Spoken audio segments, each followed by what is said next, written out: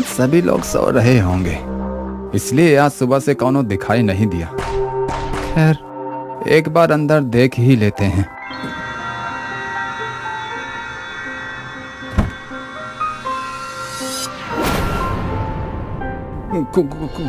खून?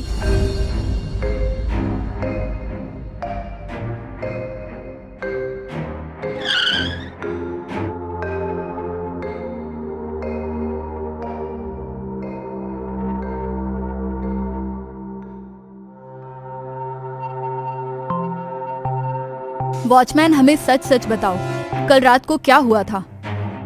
मैडम, हमका कछु नहीं पता।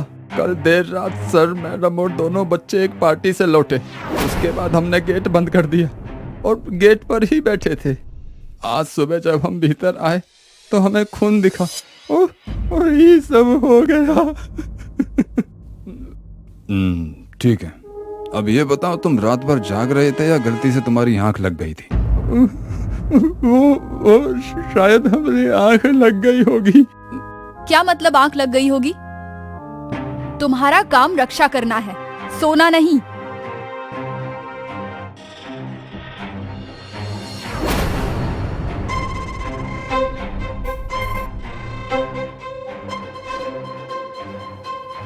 सर, मुझे लग रहा है इस मर्डर का इंटेंशन चोरी होगी।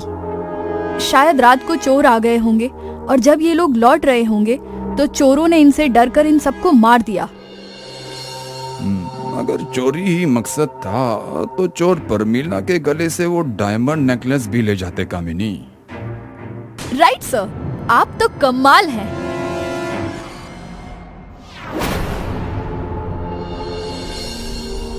इन चारों को एक ही आदमी ने मारा है। वो कैसे सर? क्योंकि इनकी गर्दन पर जो कटने के निशान है वो एक जैसा ही है। हाँ सर, ये तो मैंने ध्यान ही नहीं दिया।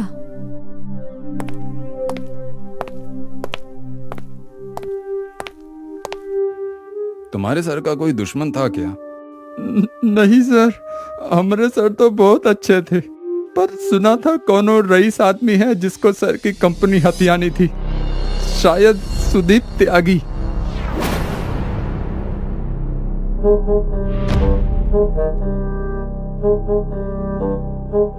बोलिए सर, मैं आपकी क्या सेवा कर सकता हूँ? आपने अरविंद जी का तो सुना ही होगा।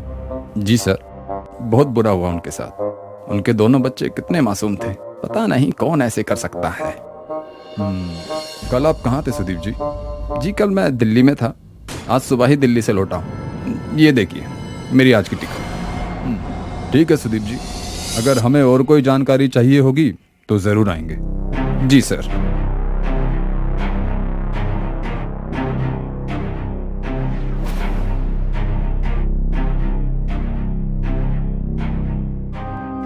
वो बिजनेसमैन खूनी नहीं हो सकता, उसके पास कोई ऐसा ठोस मोटिव नहीं है। और कौन हो सकता है?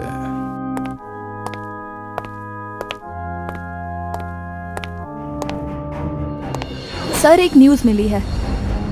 परमिला का एक बॉयफ्रेंड है और अरविंद ने उन दोनों को रंगे हाथों पकड़ा था। कौन है ये जनाब? अमन नाम है उसका, पेशे से आर्ट कलेक्टर है।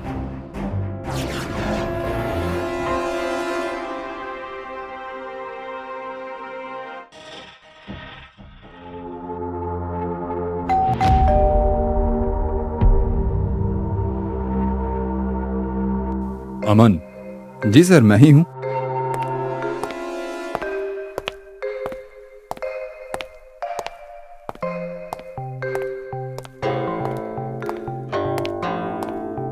कोई प्रॉब्लम है सर? आप परमिला जी को जानते हैं? हाँ हाँ सर, वो तो बहुत अच्छी आर्टिस्ट हैं। उनकी पेंटिंग्स के तो सभी लोग दीवाने हैं। और सुना है आप भी उनके दीवाने थे? अब पुलिस से क्या झूठ बोलना। सर, मैं और परमिला एक दूसरे को पसंद करते थे, हम दोनों रिलेशनशिप में थे। लेकिन जब ये बात उसके हस्बैंड अरविंद को पता चली तो उसने तमाशा कर दिया और मुझे मारने की भी धमकी दे दी। अरविंद बहुत पावरफुल था सर, इसलिए मैंने डिसाइड कर लिया कि मैं परमिला से दूर हो जाऊंगा। और पिछले 1 महीने से मैं परमिला से मिला तक नहीं हूँ। तुम कितना सच बोल रहे हो और कितना झूठ, ये तो हम पता लगा ही लेंगे अमन। आज से जब तक ये केस सॉल्व नहीं हो जाता तुम शहर छोड़कर कहीं नहीं जाओगे। जी सर।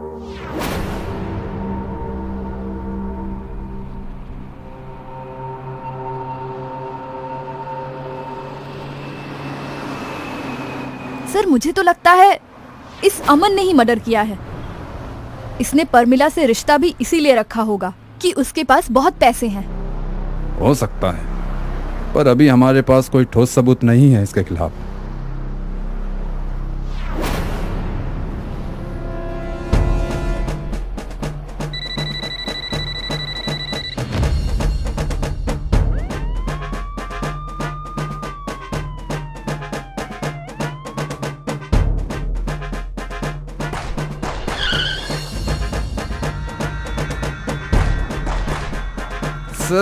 सर मुझे क्यों पकड़ रहे हैं? चल पुलिस स्टेशन, ये सब पता चल जाएगा।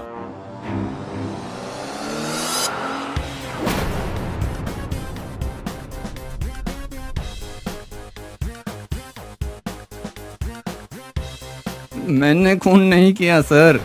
तूने ही खून किया है। जल्दी से अपना गुनाह कबूल कर ले, वरना सच बुलवाने के और भी रास्ते आते हैं हमें।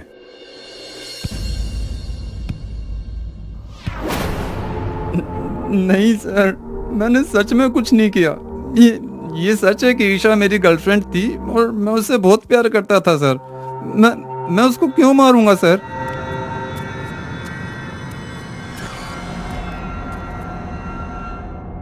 सर ये नशेड़ी है। नशे में इसी ने ईशा और उसकी फैमिली का मर्डर कर दिया होगा। नहीं सर, मैंने ऐसा कुछ भी नहीं किया। इनफैक्ट जिस रात ईशा की फैमिली का मर्डर हुआ मैं शहर में था ही नहीं, अपने दोस्तों के साथ गोवा में था। आप चाहे तो उनसे पता कर लीजिए।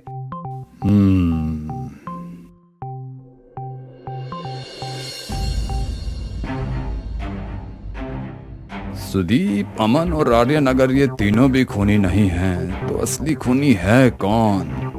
सर क्या आपको मुजरिम मिल गया? नहीं, पर जल्दी ही मिल जाएगा।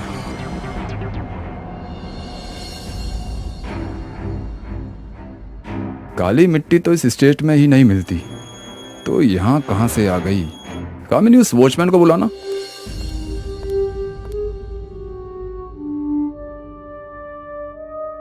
तुम्हारे सर का गांव कौन सा था? मालवा, मध्य प्रदेश।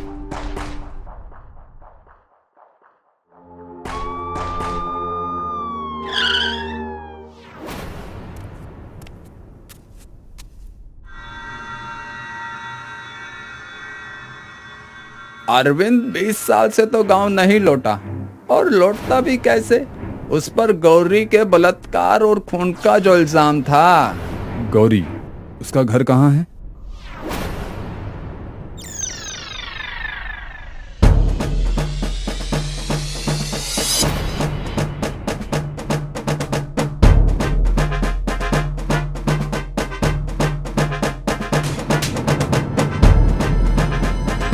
सच बता, अरविंद और उसके परिवार को क्यों मारा? बदला। उस अरविंद ने मेरी मासूम गौरी का बलात्कार करके उसे मार दिया और यहाँ से भाग गया। इतने साल लगे मुझे उस कमीने का पता लगाने के लिए। जैसे उसने मेरी गौरी को मार के मेरी सारी खुशियाँ छीन ली, मैंने भी उसके परिवार को मार के अपना बदला पूरा किया।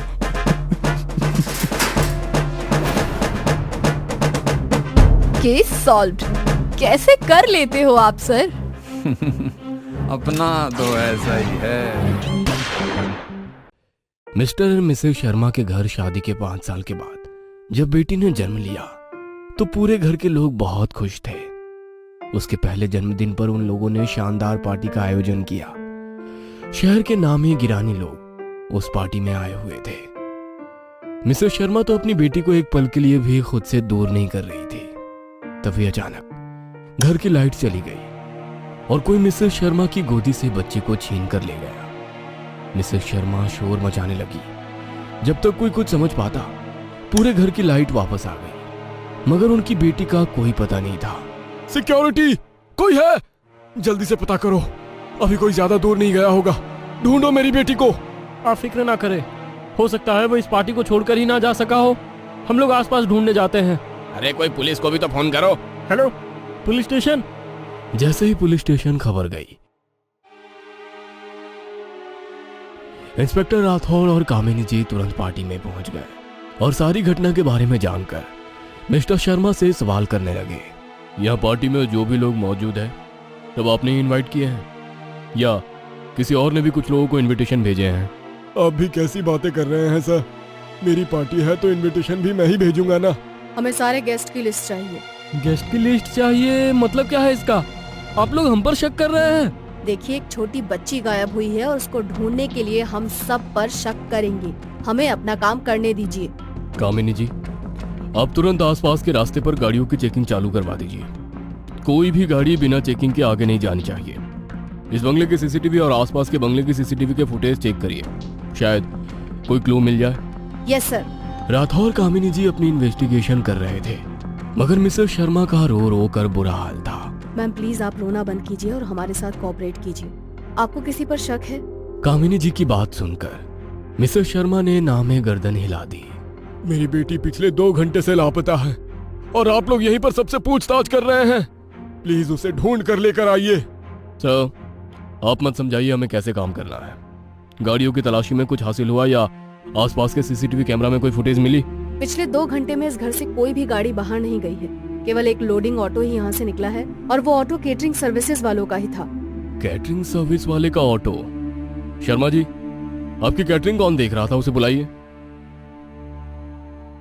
इंस्पेक्टर राठौर के कहने पर तुरंत कैटरिंग वाले को बुलाया जाता है, मगर कैटरिंग वाला इंस्पेक्टर के सामने आते हुए कांप रहा था। क्या हुआ? इंस्पेक्टर राठौर का नाम सुनकर अपनी दादी नानी याद आ गई? यदि डर लगता है तो गलत काम क्यों करते हो? सर, मैंने कोई गलत काम नहीं किया, वो तो बस ऐसे ही। जब घर की लाइट गई थी और बच्ची गायब हुई थी, उसके बाद तुम्हारा लोडिंग ऑटो इस घर से रवाना हुआ था। उस लोडिंग ऑटो में क्या था? मैम, पार्टी लगभग खत्म होने वाली थी। जो एक्स्ट्रा बर्तन और सामान था वो सब लोडिंग ऑटो में भिजवाया था। वो ऑटो तुम्हारा परमानेंट है या रैंडम किसी को बुलाते हो? सर, वैसे तो हमारा परमानेंट ऑटो है, मगर कल वो खराब हो गया था, इस कारण उस ऑटो वाले ने अपने दोस्त को भेजा था। उस ऑटो वाले का नंबर मिल जाएगा या कोई पता या ठिकाना? कामिनी के पूछने पर कैटरिंग वाले ने उस ऑटो वाले का मोबाइल नंबर दे दिया। कामिनी ने अपने मोबाइल से उस नंबर को डायल किया तो नंबर स्विच ऑफ आ रहा था। तभी सन्नाटे को चीरते हुए मिस्टर शर्मा की फोन की रिंग बजने लगी। हेलो, कौन? मुझे नहीं पहचाना? इतनी जल्दी भूल गया शर्मा? अपनी बेटी की खैरियत चाहता है तो अपने आसपास इकट्ठा हुई भीड़ को अपने अपने घर रवाना करो और इंस्पेक्टर को भी विदा करो, उसके बाद मुझसे बात करना। अपहरणकर्ता की बात सुनकर मिस्टर शर्मा हाथ जोड़कर सभी को अपने घर रवाना करते हैं। फिर इंस्पेक्टर राठौर और कामिनी जी से भी जाने की गुजारिश करने लगे। सर, आप खामोखा परेशान हो रहे हैं, हमें अपना काम करने दीजिए। जल्दी आपकी बेटी को ढूंढ लेंगे। यदि मेरी बेटी जिंदा रही तो ही तो उसे ढूंढ पाओगे ना। अभी आप लोग चले जाइए। मिस्टर शर्मा के बार बार इंसिस्ट करने पर वे लोग उनके घर से बाहर आ गए। सर, आपने आसानी से शर्मा की बात मान ली। हमें रुककर वहाँ पर थोड़ी पूछताछ तो करनी थी। कामिनी, उस बच्ची को ढूंढने के लिए हमारा बाहर आना जरूरी था, क्योंकि बच्ची वहां से निकल चुकी थी। यदि हम लोग जिद कर कर वहां पर रुकते तो हो सकता है वो किडनैपर बच्ची को नुकसान पहुंचाता। उसकी सुरक्षा के लिए मैंने ये कदम उठाया। मगर सर, अब क्या? फिक्र मत करो, मैंने शर्मा के घर से निकलने से पहले उनके घर में एक ट्रांसमीटर फिट कर दिया है। उन लोगों की सारी बातें हमें आराम से सुनाई देगी। सर, आप तो कमाल हो। ऐसा कैसे कर लेते हैं आप? अपना तो ऐसा ही है। घर के बाहर राठौर और कामिनी बात कर रहे थे, तभी शर्मा के फोन पर दोबारा किसी का फोन आया।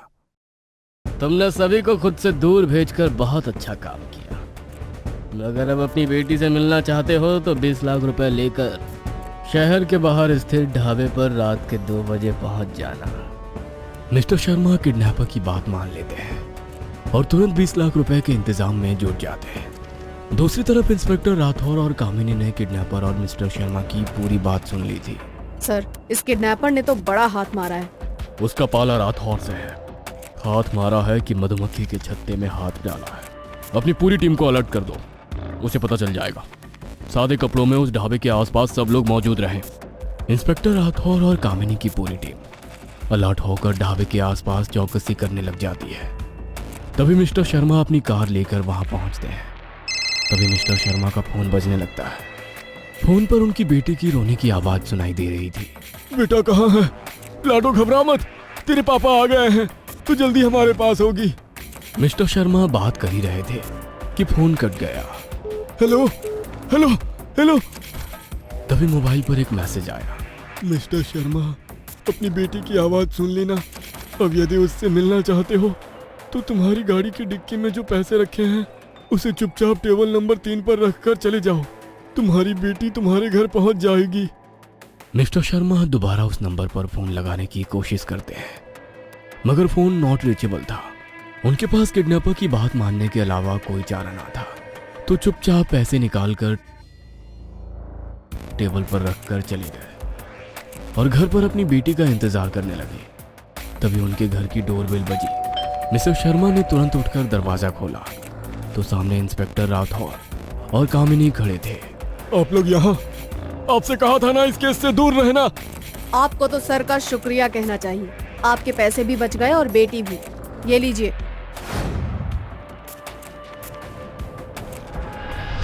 और ये रहा आपका गुनहगार। कहते हुए उन्होंने किडनैपर को मिस्टर शर्मा के आगे खड़ा कर दिया। किडनैपर कोई और नहीं बल्कि उनकी दुकान पर काम करने वाला एक लड़का ही था, जिसे कुछ दिन पहले मिस्टर शर्मा ने चोरी करते हुए पकड़ लिया था और उसे नौकरी से निकाल दिया। तू तो आस्तीन का सांप निकला। पहले मेरी दुकान पर हाथ मारा और फिर मेरी बेटी पर। उस मासूम ने तेरा क्या बिगाड़ा था? बिगाड़ा तो मेरी बेटी ने भी तेरा कुछ नहीं था, मगर जब मैंने उसके इलाज के लिए पैसे चोरी की तो तूने मुझे नौकरी से निकाल दिया। मेरे पास पैसे भी नहीं थे, मेरे हाथों में मेरी बेटी ने दम तोड़ दिया।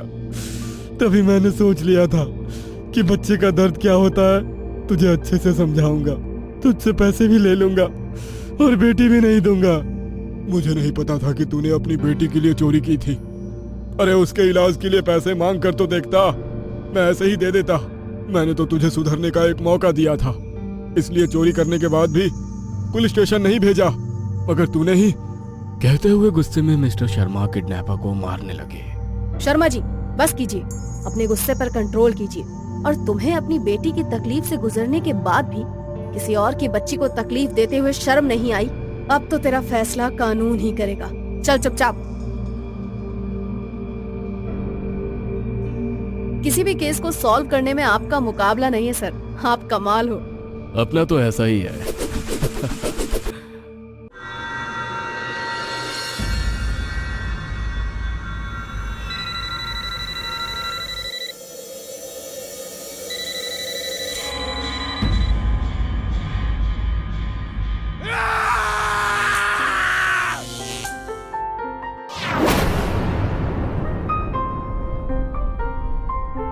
कामिनी, ये आदमी बेचारा बेमतलब मारा गया। सही कहा सर, ऐसी मौत किसी को नहीं आनी चाहिए। कितनी छोटी सी वजह थी, मोबाइल में कुछ गड़बड़ी हुई और शॉक लगने के कारण मर गया। ये आजकल मोबाइल से बहुत सी मौतें हो रही है। वही तो, अब इसका क्या करें सर? करना क्या है, एक्सीडेंट का केस बनाकर केस को बंद कर दो। बेचारा भरी जवानी में मर गया। Yes sir. क्या बात है सर, आज बड़े खुश लग रहे हो। बहुत सेल्फी ली जा रही है। हाँ कामिनी, मैं तो बस नए फोन का कैमरा चेक कर रहा था, आज ही खरीदा है। वाह सर, मोबाइल तो बहुत अच्छा है। अच्छा तो होगा ही, महंगा जो है। सर मेरी बीवी करंट लगने से मर गई सर। कब और कैसे? अभी हुआ, वो फोन पर बात कर रही थी, तभी अचानक उसे जोर का झटका लगा और वो नीचे गिर गई। कामिनी, इस हफ्ते का दूसरा केस है ना? नहीं सर। तो फिर? शायद ये 8वां है। इतने केसेस हो गए फिर भी तुमने मुझे बताया क्यों नहीं? सॉरी सर, मैंने सोचा ये सब एक्सीडेंट है, इसीलिए कोई केस नहीं हुआ। कामिनी, एक बार जो होता है उसे एक्सीडेंट कहते हैं। बार बार अगर ऐसा हो तो समझ जाओ कि कहीं पर कुछ बुरा हो रहा है। जी सर। आगे से ध्यान रखना। अब तक जितनी मौतें चोट लगने से हुई हैं उन सब की डिटेल चाहिए मुझे। अब चलो ये केस देखते हैं।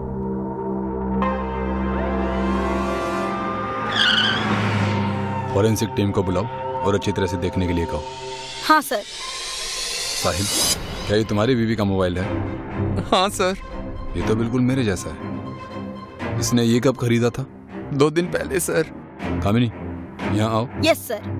पहला जो केस था शॉर्ट का, जिसे हमने एक्सीडेंट कहा था, उस आदमी का मोबाइल किस कंपनी का था वो पता करो, और पूरे हफ्ते में जिन लोगों की हत्या इस करंट लगने से हुई है उनकी भी मोबाइल कंपनी का पता करो। अभी करती हूँ सर। सर, आपने जैसा कहा था मैंने सबके मोबाइल किस कंपनी के थे ये पता लगा लिया है। ये देखिए। ये सारे कांड एक ही मोबाइल कंपनी के फोन से हुए हैं। मतलब इस कंपनी में ही कुछ गड़बड़ है। हमें इस कंपनी के मालिक से मिलना होगा। ठीक कहा सर आपने। तो फिर चलो उनसे पूछताछ करते हैं।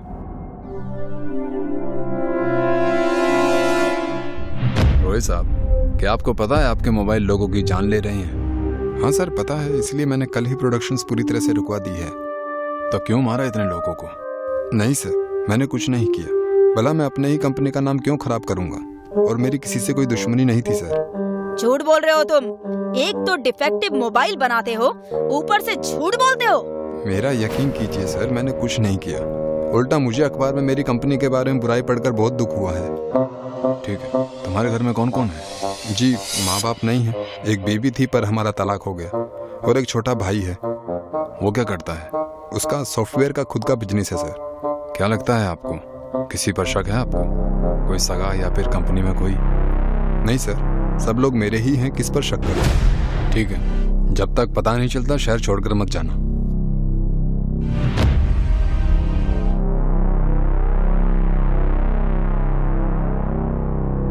सर, मुझे नहीं लगता उस राय ने कुछ किया है। ये किसी अंदर वाले का काम है। मुझे भी यही लगता है।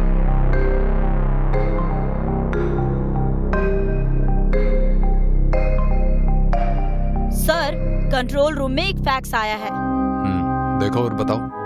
सर, इसके मुताबिक अब तक जितने भी लोग मरे हैं वो सब करंट लगने से पहले फोन पर बात कर रहे थे। और हैरानी की बात ये है सर कि सभी को एक ही नंबर से कॉल आया था।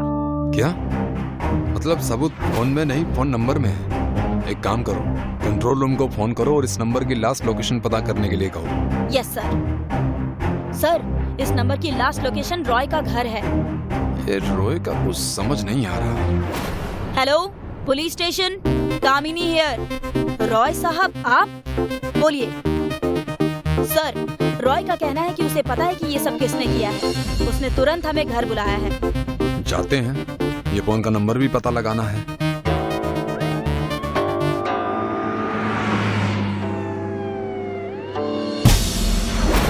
कुछ देर पहले ही इसने हमें कॉल किया था, अब ये सब कैसे हो गया? लगता है उस आदमी को पता चल गया होगा कि रॉय हमें सब कुछ बताने वाला है, इसीलिए उसने इसे मार दिया होगा।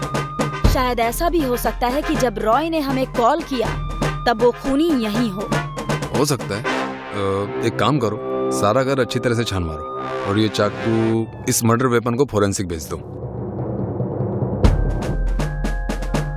सर, फॉरेंसिक रिपोर्ट आ चुकी है, पर इसमें बड़ी ही अजीब बात सामने आई है। चाकू पर रॉय का खून तो था ही, पर एक और इंसान का भी खून था। किसका? डीएनए टेस्ट से पता चला है कि वो दूसरा खून उसके भाई का है। मतलब रॉय के भाई का भी खून हुआ है, पर हमें तो वहाँ एक ही लाश मिली। शायद वो खूनी के हाथों से बच गया हो। शायद, या फिर क्या सर? रॉय के इस भाई को ढूंढते हैं, जिंदा या मुर्दा।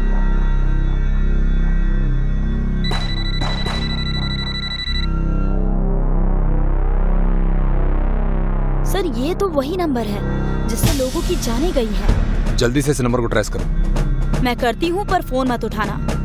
सर, इस नंबर का लाइव लोकेशन तो रॉय का घर है। चलो जल्दी। अच्छा, तो तुम हो इस फसाद की जड़। तुमने किया है ये सब। क्यों किया ये सब तुमने?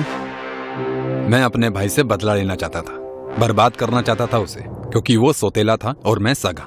पर मेरे माँ बाप ने सारी जायदाद उसे दे दी, इसलिए बदला लेने के लिए मैंने उसकी कंपनी के मोबाइल में एक ऐसा सॉफ्टवेयर डाला जिससे एक खास नंबर से आया हुआ फोन उठाते ही जोर का करंट लगेगा और लोगों को लगेगा कि मोबाइल की गलती है। और ये बात रॉय को पता चल गई होगी, इसलिए उसे भी मार डाला। पर एक गलती कर दी तुमने, तुम्हारी हाथापाई में तुम्हारा खून भी चाकू पर आ गया। अब सड़ते रहना जेल में, फांसी का ऑर्डर आने तक। कमाल का नसीब है सर आपका, आप तो मरते मरते बच गए। अपना नसीब तो ऐसा ही है।